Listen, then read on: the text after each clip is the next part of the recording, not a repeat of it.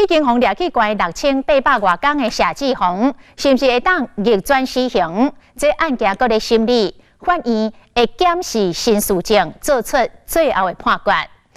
继续来看这个案例，伊是吴金宏管理的台东太原家乐的肖明甲。2011年，当时27岁，做房屋中介的肖明甲，洪指控卡到跨国的毒品案。5个当案的被告，因拢是肖明甲的朋友，真有可能为着要求减刑，所以5个人的口径拢讲肖明甲才是卖毒集团的带头。问题是无直接的证据，无指纹，嘛无其他的物证，甚至到尾有3个嫌犯拢甲法官承认讲做伪证，但是肖明甲也是互判无期徒刑确定。到即卖已经互关8年外了，伊的痛苦甲无奈是要找啥人来讲呢？嘛无甲一项证明讲你竟然找我办，你有找我判无期。公诉上手，希望自己能够减刑。那个倒霉鬼就是肖明月。哎呀，我很怕死啊，因为我怕我等不到儿子回来。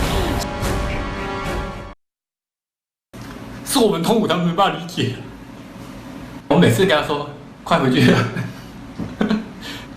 他们跟我回答说：“妈，你上次也是这样讲，你上次也是这样讲。” 2018年1月23，台东太原家乐34岁受刑人肖明甲伫镜头前痛哭流目屎，无度控制。7档2500外的日子，对伊来讲变掉人生上委屈。想要证明清白，希望却是如此的渺茫。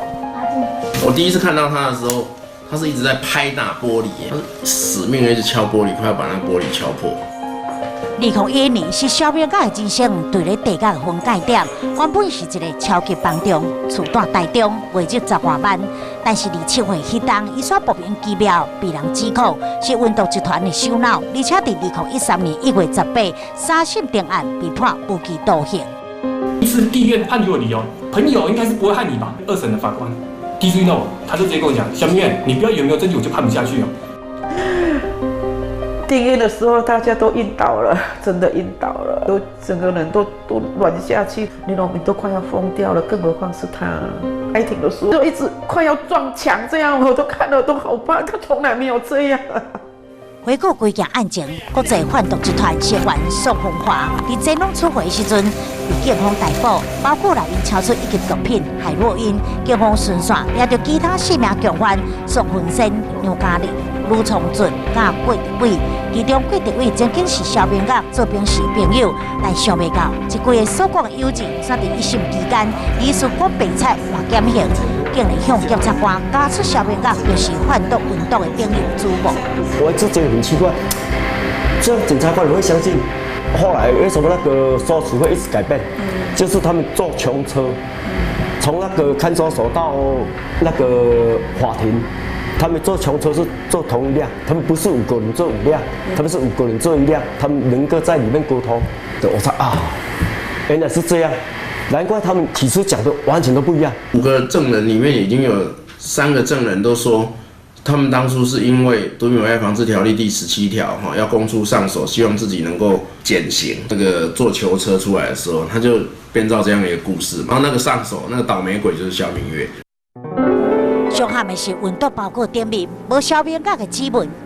警方监听的录音当中，嘛无肖明甲的声纹，追单汇款单嘛无伊的名，专案欠缺直接证据，嘛无任何物证证明肖明甲涉案。但是线来发展啥嘛想袂到，司法完全失控。这段检察官完成影片献光了后，互司改会律师团发觉这恐惊是一件重大冤错案。酬劳是受肖明月。 指示啊，然后是你拿酬劳给他们的。我不知道。李昌俊哦，李昌俊也这样讲，4个人这样讲啊。应该我不知道。讲清楚哦，如果这样子对你的行程没有帮助。他完全我不知道他负责什么的。那时候他要找你去啊。是好像是共犯吧。因为肖明月是共犯，是不是？对。其他人有影片内面检察官精神过地位，多处以减刑来胁迫理由，爱伊鉴定肖明甲是共犯。原来根据毒品危害防治条例第17条，供出毒品来源，因此查到其他正犯或者共犯者，一旦减轻或者是免除其刑。为着救生存5名嫌犯，艺术出卖朋友，嘛有肖明甲一时之间对入去感觉。是宋医生写给邱医师的，哎，那一封的里面的内容有说到，人不为己，天诛地灭。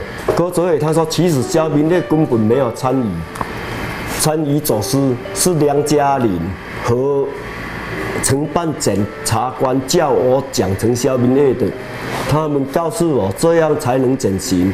无定是受到良心的谴责，5名嫌犯当中有3个人伫20环口径向法官承认做伪证，诬告陷害肖明甲，但是法官认定初经证实尚可信，依然判处肖明甲无期徒刑。这种现行的法令，它的用意是在于说，希望透过这样子的优惠，可以让上游的人一举被突破。可是他没有想到说，他这个其实是科予被抓到的那个嫌疑人过重的道德标准。那他们当时的律师有告了这5名做伪证罪，他们做伪证的部分。可是法官很简单的用一个叫做暗中出供。所谓的暗中出供呢，就是指说，因为你当时案件刚发生，离案件最接近的时候，你的记忆是最新鲜的，你说的话可能是最接近真实的，来驳回所谓的他后来伪证的可能性。这8当来，肖明甲的父母承担百般的痛苦甲折磨，那是因上心痛，也是肖明甲的2个细汉查囝。他们很怕我，因为看到我都不认识我，心有多痛，你知不知道？自己小孩子不认识你，这个比拿到头你还要痛啊！然后来，他们第一句问我说：“爸爸，你不是说你在国外吗？”我真的不知道怎么回答。对啊，怎么回答？对不对？多教小孩子不要骗人。可是我们能跟他说我们能在里面逛吗？他们那么小，有办法了解事实吗？看到小孩子真的不认识爸爸，很陌生，真的很陌生。2012年，肖明甲遭受羁押，当时2名细汉查囝分别只有2岁甲4岁，这几冬肖明甲感觉对不起太太，嘛错过囡仔成长，连阿公阿嬷过身，伊拢无法度回去厝奔丧，变调的人生，浪费的青春，伫台东太原家角内，只会当化作一封搁一封的定情批，一字一句，拢是伊对司法的血泪控诉。最常梦到就是我是人在外面，然后梦醒来，我怎么还在里面？我会问自己是在做梦，我人在外面，无缘无故就进来，我是在做梦吗？因为检出主谋当案的嫌犯刘嘉玲甲卢昌俊拢得到减刑，但是肖明甲的冤情又搁变安怎平反？2018年，司改会将肖明甲列作是头号冤家抢救对象，除了提起再审甲非常上诉，嘛向监察院陈情，呼吁司法界重视3人成好、伪证换减刑的司法危机。再审制度是非常非常不合理的啦。台中高分院判了肖明月无期徒刑。之后，我们又要一直向台中高分院申请再审，那根本缘木求鱼啊！2年大概收到了200-300件的案件，那其中有大概80%都是毒品跟性侵。那大部分的来看的话，你就会发现说，都是法官单凭公诉证据来入罪。那这个时候的风险跟危险性，还有他无辜的可能就会很高。因这检调单位真正调查清楚，唔好讲副驾，你下摆。假设啦，副到尾啊，阮囝嘛真正严厉嘛澄清啊，但是我视为上海敢报会倒啊。民众对司法正义高度期待，但是司法确实有可能假造加害诬告者上大的原谅。司改会甲冤家平反协会呼吁批起再审，抢救司法的尊严甲价值。伫昏暗甲绝望的台东太原家角的官场内，肖明甲也咧折磨等待，痛苦流目屎。以上亲爱的家庭也咧期待盼望等伊回来。太原监狱是在一个深山里面，四周都没有声音，一个人就抱着你一直哭，这样，那哭声是非常凄厉、非常大声的。那个是一个人的一生。